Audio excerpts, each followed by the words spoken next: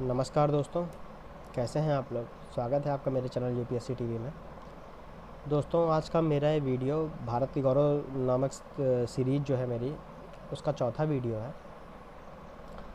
इसके पहले वीडियो में आपने मिरेकल मैन को देखा था, जिन्होंने अपनी 100 किलोमीटर की ही रोड बनवा डाली थी बिना किसी सरकारी मदद के। और उसके बाद आपने दूसरा वीडियो ओपी शर्मा जी पर देखा था, ओपी चौधरी जी पर देखा था।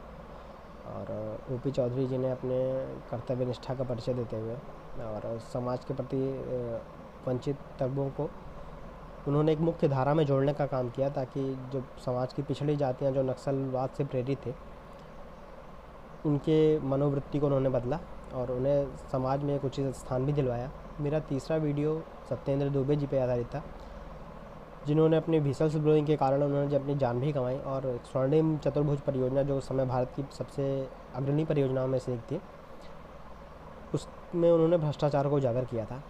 तो आज का मेरा एक वीडियो, इसको मैं शुरू करने से पहले मैं आपको इतनी भूमिका इसलिए बता रहा हूँ कि ये सिविल सेवकों को जानने के बाद आप कहीं इस दायरे में ना बन जाएं।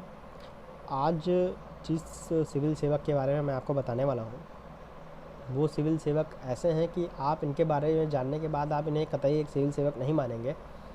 और चलिए ज़्यादा देर न करते हुए आज बात करते हैं कि भारत के 5वें नेशनल सिक्योरिटी एडवाइज़र जो इस समय हैं, अभी आज जून है 2021, इस समय अभी हैं अजीत डोवाल जी के बारे में।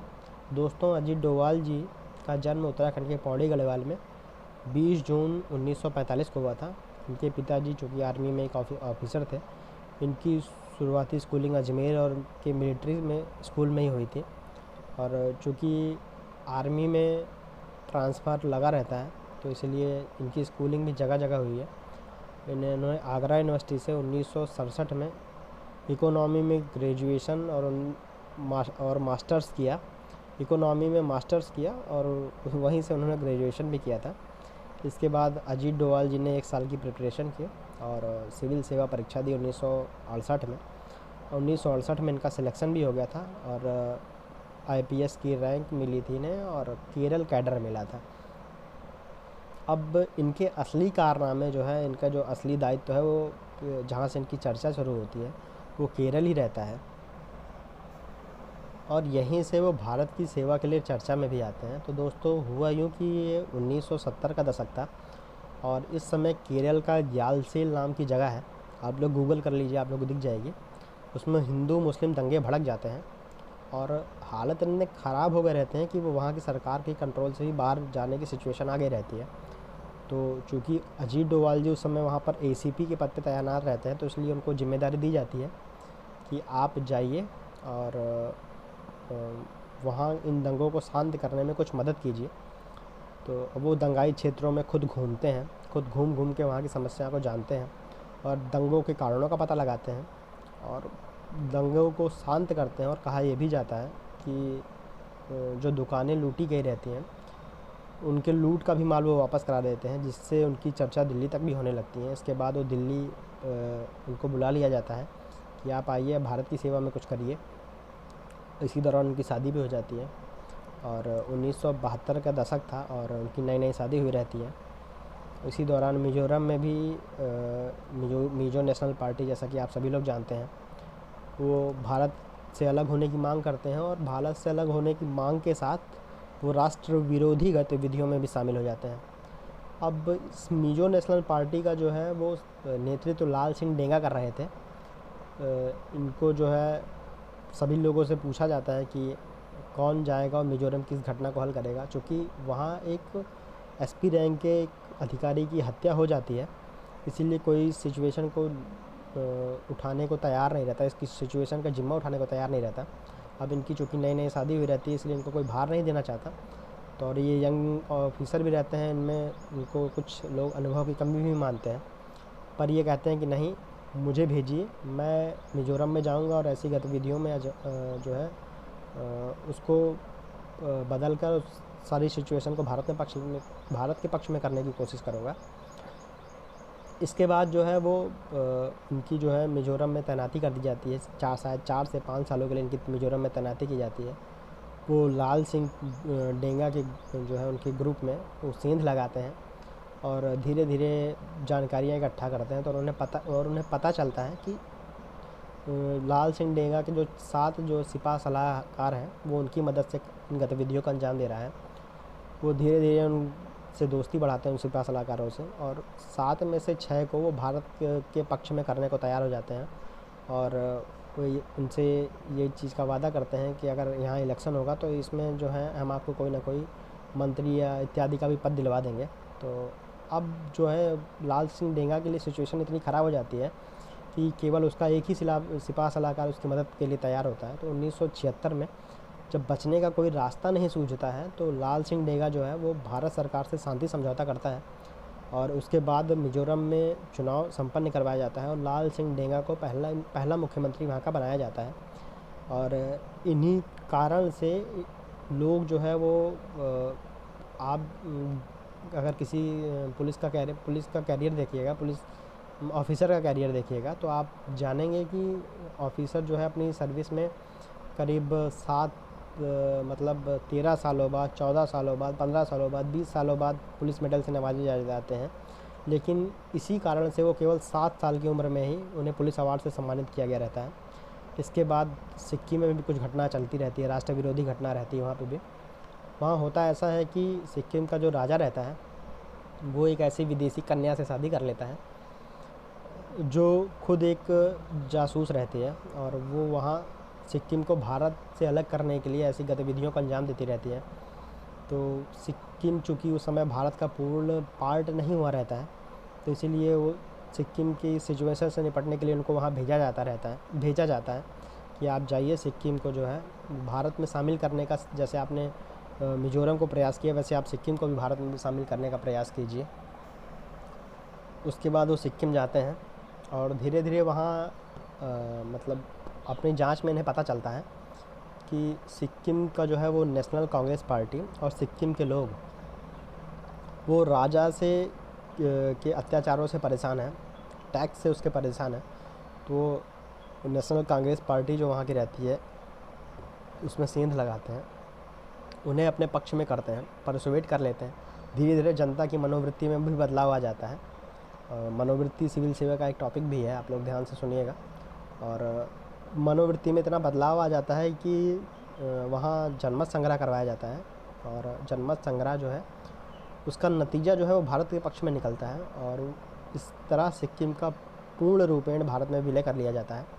दोस्तों, अब इनके सबसे ख़तरनाक मिशन की बारी आती है, और ये पाकिस्तान का एक मिशन रहता है। ये दौर रहता है जब भारत अपना न्यूक्लियर टेस्ट कर चुका रहता है, और जिससे घबराकर पाकिस्तान भी अपने यहाँ परमाणु बम बनाने की तैयारी कर रहा होता है। और जिसे देखते हुए पाकिस्तान के जो परमाणु वैज्ञानिक हैं HQ खान, आप लोग जानते होंगे, उनके नेतृत्व में परमाणु बम जो है बनाने की दिशा में काम शुरू हो जाता है। और अपने गुप्तचरों द्वारा ये सूचना इंदिरा गांधी जी को मिलती है। माफ़ करिएगा, मुझे नाम नहीं बताना चाहिए क्योंकि ये एक सिविल सेवा का चैनल है, भारत सरकार नाम ही प्रयोग होना चाहिए, लेकिन चूँकि नाम बताना ज़रूरी है इसलिए मैं बता रहा हूँ कि इंदिरा गांधी जी को ये खबर मिलती है। अब इंदिरा गांधी जी बेचैन हो जाती हैं, चूँकि वो एक आयरन लेडी के नाम से भी जानी जाती थी उस समय, तो वो पीछे नहीं हट सकती थी। तो वो अजीत डोभाल जी को बुलाती हैं और इसमें उनकी राय जानने की कोशिश करती हैं। तो अजीत डोभाल जी पाकिस्तान जाकर उस सिचुएशन को हैंडल करने के लिए तैयार हो जाते हैं। मतलब वो बोलते हैं कि मुझे भेजा जाए, मैं पाकिस्तान जाकर इस सिचुएशन को देखूँगा। तो वो पाकिस्तान जाते हैं। दुश्मन देश में घुसने के बाद किसी को शक ना हो इसलिए वो भेष बदलते हैं, और भिखारी के वेश में खान रिसर्च सेंटर में वो जाते हैं। खान रिसर्च सेंटर के बाहर वो भिखारी के वेश में मौजूद रहते हैं, और वहाँ आने जाने वाले वैज्ञानिकों की रेकी किया करते हैं, उनके बारे में जानने का प्रयास करते हैं।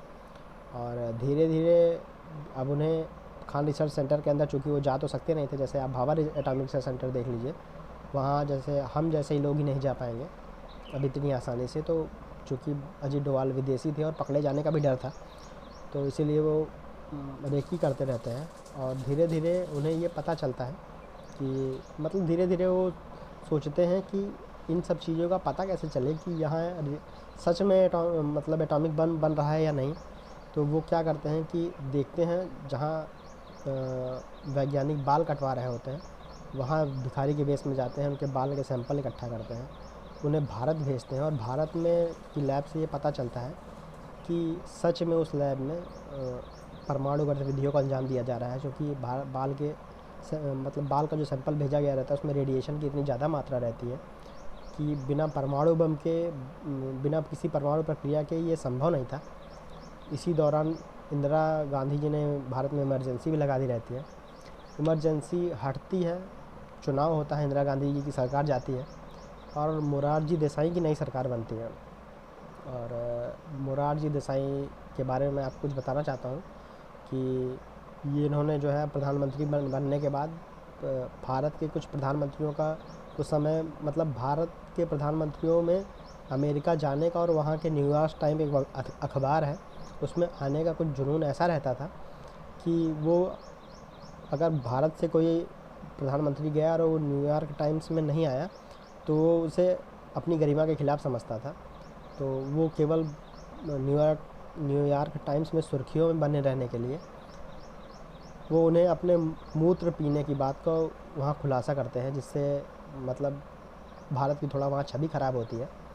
और खैर इस बात को एक अलग करते हैं। तो अब देखते हैं कि जब वो यहाँ इमरजेंसी के बाद जब मोरारजी देसाई की सरकार बन गई रहती है तो वो फ़ोन करते हैं और मतलब अपने वरिष्ठ अधिकारी को फ़ोन करते हैं और उनसे मतलब सूचना भेजते हैं और उनसे इजाज़त मांगते हैं कि आप हमें इजाज़त दीजिए, हम इस रिसर्च सेंटर को उड़ा दें, कि इस रिसर्च सेंटर को उड़ने के बाद मतलब पाकिस्तान की ऐसी हिम्मत नहीं पड़ेगी कि वो दोबारा भविष्य में बहुत जल्दी कभी परमाणु बम बना सके। तो वो क्या करते हैं कि मोरारजी देसाई के पास पूछते हैं कि हम रिसर्च सेंटर को उड़ा दिया जाए कि नहीं। तो उनके जब वरिष्ठ अधिकारी इस बात की सूचना प्रधानमंत्री को देते हैं तो प्रधानमंत्री मोरारजी देसाई, चूँकि थोड़ा गांधीवादी प्रकृति के रहते हैं, तो बोलते हैं कि ये पाकिस्तान की स्वायत्तता का मैटर है, वो जो कुछ भी अपने धरती के सीमा के भीतर कर रहा है वो करे, हमसे इससे कोई मतलब नहीं है।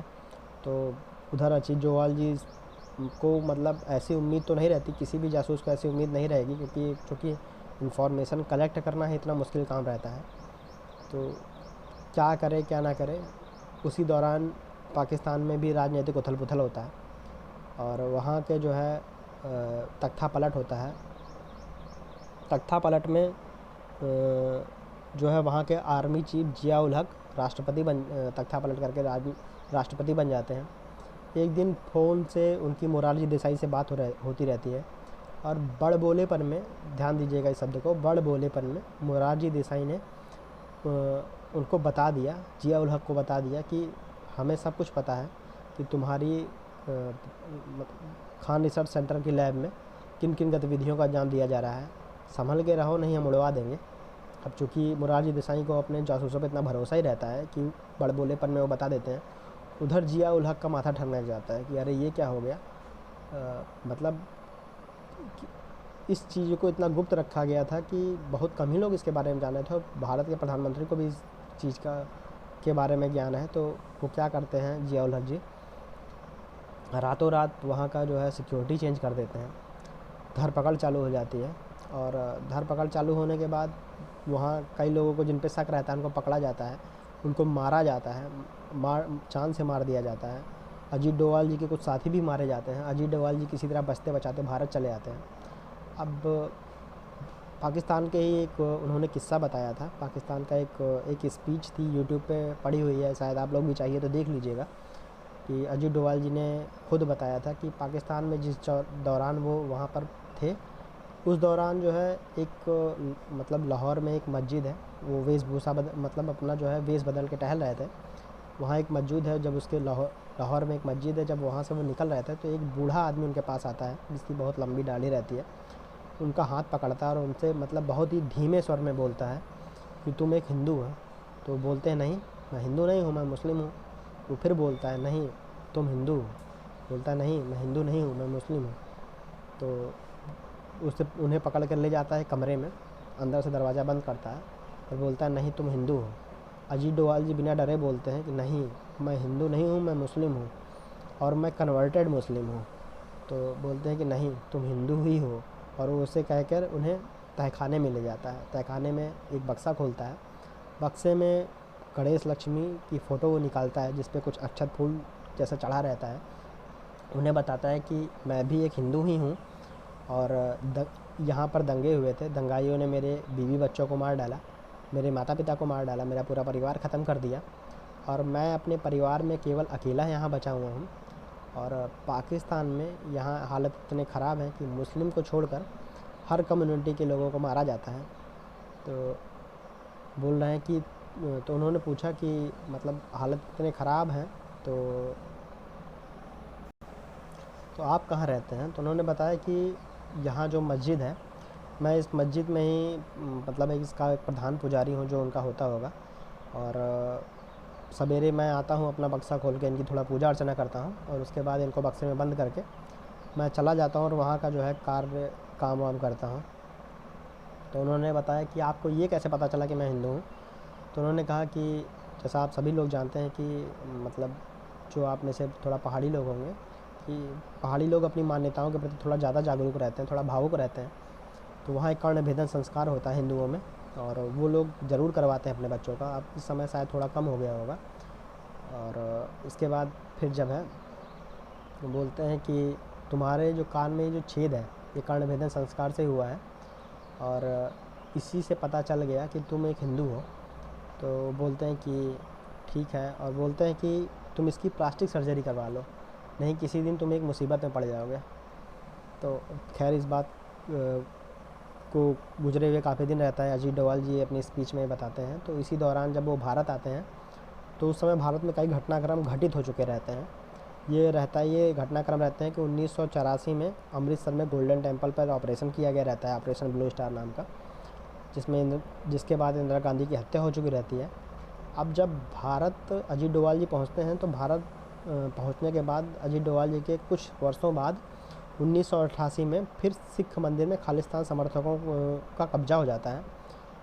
अब चूँकि ऑपरेशन ब्लू स्टार हो ही चुका रहता है, सिखों की भावनाएं, किसी की धर्म की भावनाएं अपने मंदिरों के साथ, मस्जिदों के साथ जुड़ी रहती हैं और चूँकि गोल्डन टेम्पल उनके लिए बहुत पवित्र स्थान है, इसीलिए आर्मी भी वहाँ जाने से हिचकती रहती है। तो अब अजीत डोभाल जी को ये जिम्मेदारी दी जाती है कि आप जाइए और सिख भावना का भी चूँकि सम्मान बरकरार रहे, उसके साथ एक ऐसा कदम उठाइए कि पंजाब भी भारत देश का बना रहे और सिख भावना भी भारत के साथ बनी रहे। ये देखते हुए उन्हें जो है अमृतसर की जिम्मेदारी दी जाती है। अब वो क्या करते हैं, इसके बाद जाते हैं और वहाँ एक रिक्शा वाला बनकर इधर उधर रेकी करना चालू कर देते हैं। अब चूँकि उनकी वेशभूषा ऐसी नहीं रहती कि वो एक सिख जैसे लगें, चूँकि कद काठी भी ऐसी नहीं रहती, चेहरे से भी नहीं लगता कि कोई सिख है। अब रिक्शा चालक बन के इधर उधर घूमते रहते हैं और घूमते समय जो है एक खालिस्तानी समर्थक उन्हें पहचान लेता है और उन्हें पकड़ कर जो है लाया जाता है। उनसे पूछताछ होती है कि तुम जो है एक मतलब यहाँ कुछ ही दिन से आए हुए हो, तुम भारत के जासूस तो नहीं हो? तो बोलते नहीं, मैं भारत का जासूस नहीं हूँ। तो बोलते हैं कि मैं उनके सरदार जी से बताते हैं, जो खालिस्तान समर्थक का जो मेन रहता है उससे बताते हैं कि मैं एक आईएसआई का एजेंट हूँ और मैं आईएसआई के माध्यम से यहाँ तुम्हें फंडिंग, हथियार इत्यादि उपलब्ध कराने के लिए यहाँ आया हूँ और तुम यहाँ रहो और मतलब भारत विरोधी गतिविधियों को ऐसा ही अंजाम दो और मैं आईएसआई की तरफ से तुम्हारी मदद करूँगा। तो अब चूँकि वो बहुत खुश हो जाते हैं कि आईएसआई भी इस काम में हमारी मदद करेगा और पाकिस्तान में उतना समय गुजार चुके होते हैं कि उनका हाव भाव, भाषा, बोली, तहजीब भी कुछ ऐसा हो चुका रहता है कि वो मतलब इसका प्रभाव उन पर छोड़ देते हैं। परसुएशन की पावर तो उनमें बहुत ज़्यादा थी। अब वो उन्हें ले जाते हैं, इतना विश्वास हो जाता है कि उन्हें ले जाते हैं अपने लोगों को दिखाते हैं कि हमारे पास केवल इतने ही लोग हैं, हमारे पास इतने हथियार हैं, और हथियारों की ज़रूरत है या नहीं है सब बताते हैं।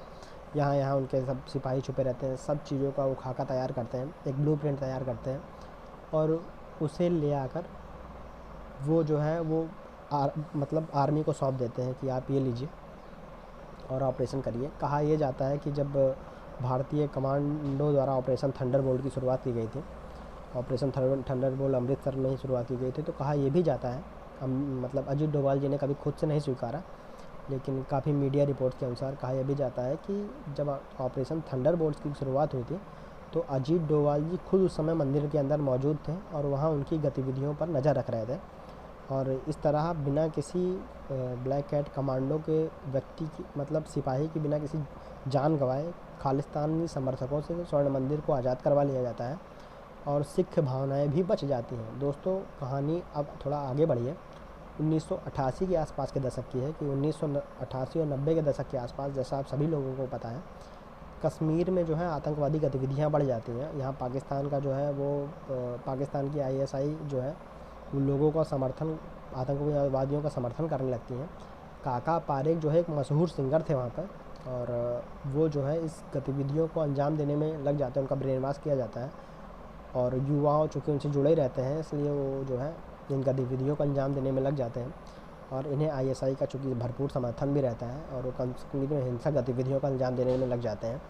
अब भारत सरकार द्वारा अजीत डोभाल जी को ही ये जिम्मेदारी सौंपी जाती है कि आप जाइए और मतलब वहाँ कुछ ऐसा काम कीजिए कि कश्मीर भारत से अलग ना होने पाए, क्योंकि अभी तक आपका काम भी ऐसा ही रहा है। तो वो वहाँ से जाते हैं, कश्मीर के काका पारेकर से दोस्ती करते हैं और दोस्ती करने के बाद उन्हें मतलब मोटिवेट करना चालू करते हैं, उन्हें उनका ब्रेन वॉश करना चालू करते हैं एक हिसाब से कि पाकिस्तान आपको क्या दे रहा है, आपको यूज करेगा। आईएसआई का इतिहास भी ऐसा ही रहा है कि आपको यूज करने के बाद आपको कुछ देगा भी नहीं, आपको मरवा देगा, आपकी फैमिली मर जाएगी।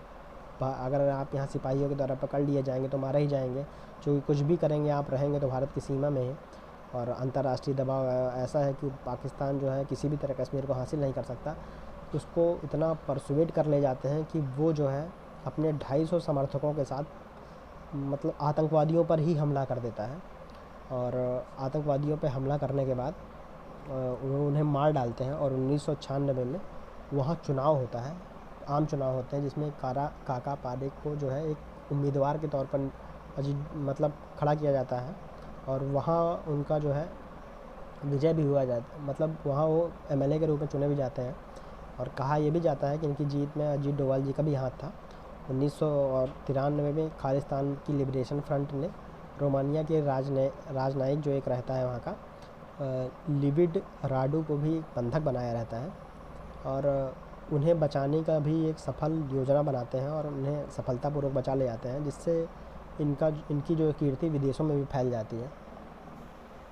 दोस्तों, डोभाल जी का किस्सा बहुत ज़्यादा बड़ा है। अगर मैं आज दिन भर भी बोलूं तब भी ये वीडियो ख़त्म नहीं होगा और ये इतना इंटरेस्टिंग रहेगा कि इस वीडियो को मतलब देखने के बाद मज़ा भी बहुत आएगा। दोस्तों, डोभाल की आगे करिश्मे को जानने के लिए अब आते हैं 1999 में। यहाँ एक कांधार घटना घटित होती है, आप सभी लोग जानते हैं। कांधार घटना एक ऐसी होती है कि नेपाल से भारत एक प्लेन आ रहा होता है, प्लेन को आतंकी हाईजैक कर लेते हैं और उसे अफ़गानिस्तान के कंधार में ले जाते हैं। और इन आतंकवादियों को आईएसआई मदद कर रहा होता है और उनकी मदद से वो अपने भी कुछ कार्यों का अंजाम देना चाहता है। और अजीत डोभाल मतलब वो आतंकवादी जो हैं वो 100 आतंकवादियों को छोड़ने की मांग करते हैं और 200 करोड़ डॉलर की भी डिमांड करते हैं। अजीत डोभाल जी को उनसे नेगोशिएशन करने के लिए कांधार भेजा जाता है। वहाँ से वो नेगोशिएशन करते हैं और नेगोशिएशन करने में वो उनके माइंडसेट के साथ खेलते हैं और इतना वो उनके माइंडसेट के साथ खेल लेते हैं कि आतंकवादी केवल 3 आतंकवादियों के बदले पूरे के पूरे क्रू को और पूरे के पूरे लोगों को छोड़ने को तैयार हो जाता है और 1 रुपया भी खर्च नहीं होता और वो सभी भारतीयों को सकुशल लेकर वापस आ जाते हैं और जिसमें केवल एक भारतीय प्लेन के अंदर मारा जाता है। दोस्तों, 2005 में जो है अजीत डोभाल जी रिटायर होते हैं। रिटायर होते समय जो है मतलब इंटेलिजेंस ब्यूरो के आईबी के डायरेक्टर के पद पर बने थे और रिटायर होने के बाद इन्होंने विवेकानंद इंटरनेशनल फाउंडेशन की स्थापना की थी। दोस्तों, इसी दौरान एक बहुत अच्छा वाक़या भी होता है और थोड़ा अजीब वाक़या भी होता है कि भारत का जो सबसे बड़ा खूंखार आतंकवादी है, जो भारत का सबसे बड़ा मोस्ट वांटेड आतंकवादी है, आप सभी लोग जानते हैं, दाऊद इब्राहिम, उसकी बेटी की शादी रहती है तो उसका रिसेप्शन रहता है। तो पाकिस्तान मना कर देता है कि अगर आप यहाँ रिसेप्शन करोगे तो सभी को पता चल जाएगा कि आप यहाँ छुपे हुए हो, तो इसलिए हम पे प्रेशर बहुत आ जाएगा, आप दुबई जाइए, वहाँ रिसेप्शन कीजिए। वो रिसेप्शन करने दुबई जाते हैं। दाऊद इब्राहिम दुबई जाता है अपनी बेटी के रिसेप्शन को कंडक्ट करवाने के लिए। अब अजीत डोभाल जी को ये सूचना मिल जाती है अपने इंटेलिजेंस से कि दुबई के ग्रैंड हयात होटल में दाऊद इब्राहिम का फंक्शन है और बेटी की शादी है, बेटी की शादी का रिसेप्शन है, और रिसेप्शन है तो दाऊद इब्राहिम भी ज़रूर आएगा। और दाऊद इब्राहिम अगर ज़रूर आएगा तो इससे अच्छा प्लान उसको मारने का कुछ हो भी नहीं सकता। अब चूँकि वो रिटायर हो गए रहते हैं, तो रिटायर होने के बाद भी वो इस काम को अंजाम देने के लिए तैयार रहते हैं। क्या होता है कि आप जब मुंबई दंगों के बारे में कहीं आप देखिएगा या सुनिएगा, तो आपको एक पता चलेगा कि उस समय मुंबई में गैंगवार छिड़ा रहता है।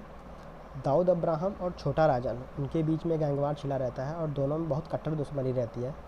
तो वो छोटा राजन के कुछ शूटरों को बुलाते हैं, मुंबई के होटल में रखते हैं, उन्हें ट्रेनिंग देते हैं और उन्हें मतलब विधिवत सारी ट्रेनिंग दी जाती है। उसका पासपोर्ट बनवाया जाता है और उनका केवल काम इतना रहता है कि आप दुबई जाइएगा, वहाँ जो है दाऊद इब्राहिम को मार दिया जाए, मतलब मार दीजिएगा। क्या होता है दोस्तों, बस एक यहीं पर एक संयोग घटित हो जाता है। मुंबई पुलिस कमिश्नर जो है, को ये घटना का पता चल जाता है और मतलब उसे ये पता चल जाता है कि दुबई के कुछ शूटर्स जो है वो मुंबई के होटल में रुके हुए हैं। क्या होता है क्या नहीं होता है वो पुलिस कमिश्नर ही जाने, कि इसके पीछे की सच्चाई क्या रहती है, वो पुलिस कमिश्नर जी ही जाने। तो वो होटल में तत्काल पहुंचते हैं और तुरंत उन दोनों शूटर्स को गिरफ़्तार करते हैं।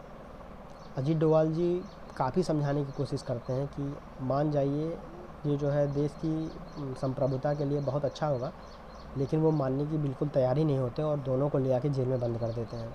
अब अजीत डोभाल जी के इतने बड़े प्लान पे पानी फिर गया रहता है, नहीं तो हो सकता था कि आज जो है दाऊद इब्राहिम ज़िंदा भी ना होता और भारत में जो है उसकी मौत का जश्न भी मन रहा होता। तो दोस्तों, इस वीडियो को आगे बढ़ाते हुए अब हम आपको कुछ बताने जा रहे हैं कि 2009 और 2011 के बीच में 2 रिपोर्ट जो है वो लिखने का सहयोग प्रदान करते हैं। पहला जो है वो विदेशों में विदेशी बैंकों में जमा भारतीय काला धन जो है उसके ऊपर रिपोर्ट्स जो लिखी जाती हैं उसके ये को राइटर रहते हैं, और टैक्स 7 नाम से रिपोर्ट आती है उसके भी ये को राइटर रहते हैं। 2014 के जो इलेक्शन होता है इसके बाद जो है जब नई गवर्नमेंट आती है भारत सरकार में, इन्हें 5वां नेशनल सिक्योरिटी एडवाइज़र बनाया जाता है और जिसके बाद इन्हें जो है इराक़ में जो नर्सों का अपहरण हो गया रहता है उनको छुड़ाने का जिम्मा मिलता है। और ISIS उस समय आप लोग भी बड़ा न्यूज़ में देख रहे होंगे कि मतलब एक बहुत खूंखार आतंकवादी संगठन है जो उस समय अपने कारनामों से सबको हिला दिया रहता है। और ये इराक़ जाते हैं, केवल 48 घंटों में ही निगोशिएशन करते हैं। क्या करते हैं क्या नहीं करते हैं वो मुझे नहीं पता, किसी को नहीं पता, मीडिया में इन्होंने कभी बताया भी नहीं। और केवल 48 घंटों के भीतर ही वहाँ की नर्सों को छुड़ाकर लेके चले आते हैं और ये इसमें से अधिकांश नर्सें केरला की रहती हैं। और भारत और विदेशों में भी इनका बड़ा सम्मान इससे बढ़ जाता है। और इसके बाद जो है मतलब कुछ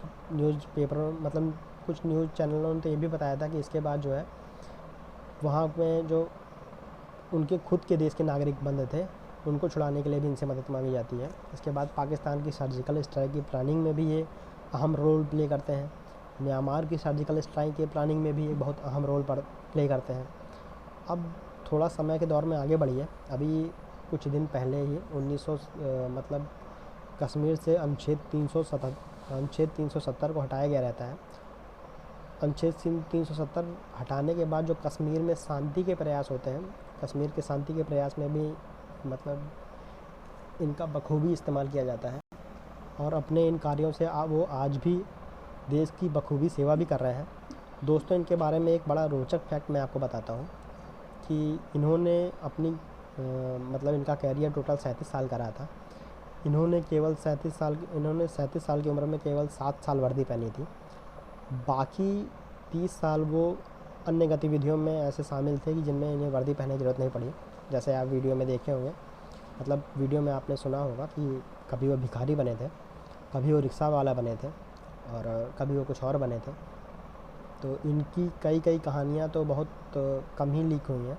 कई कहानियों को इन्होंने बताया भी नहीं है किसी को। और चूँकि ये मीडिया से बहुत कम ही मुखातिब रहते हैं, इनके बारे में मैं जानने के लिए मैं आपको सच बताऊं तो मैं एक लोकसभा टीवी पे एक कार्यक्रम भी देख रहा था, लेकिन लोकसभा टीवी के कार्यक्रम पे भी इन्होंने लगभग कुछ भी नहीं बताया था। केवल उन्होंने अपने गुण के बारे में बताया था कि लोक सेवा का गुण क्या होना चाहिए, परसुएशन क्या होता, मतलब गुण क्या होना चाहिए, पावर क्या होती है, माइंड की पावर क्या होती है, ऐसे ही टॉपिक पर उन्होंने लगभग बात की थी। तो आइए इस वीडियो को आगे बढ़ाते हुए कुछ इनके तथ्य को भी जान लेते हैं। दोस्तों, ये एकमात्र ऐसे पर्सन हैं जिन्हें कीर्ति चक्र से नवाजा गया है। मेरा कहने का ये मतलब है कि कीर्ति चक्र केवल आर्मी वालों को ही मिलता है, आर्मी के ऑफिसर्स को जो वहाँ योगदान करता है, अद्भुत योगदान करता है, उन्हें मिलता है। लेकिन इनके कार्य इतने अच्छे हैं कि इन्हें कीर्ति चक्र से नवाजा गया रहता है कि जो आर्मी ऑफिसर नहीं है फिर भी इन्हें कीर्ति चक्र से नवाजा गया है। तो दोस्तों, ये वीडियो बहुत बड़ा है, हो सकता है कि बीच में मुझसे कहीं कहीं गलतियाँ भी हुई हों, तो जिसके लिए मैं अभी भी क्षमा मांग रहा हूँ। तो दोस्तों, आज का वीडियो मेरा आपको कैसा लगा कमेंट सेक्शन में बताना मत भूलिएगा। और ऐसे ही नए सिविल सेवकों के बारे, ऐसे ही सिविल सेवकों के कारनामों को जानने के लिए मेरा चैनल लाइक करिए, सब्सक्राइब करिए, शेयर करिए। धन्यवाद।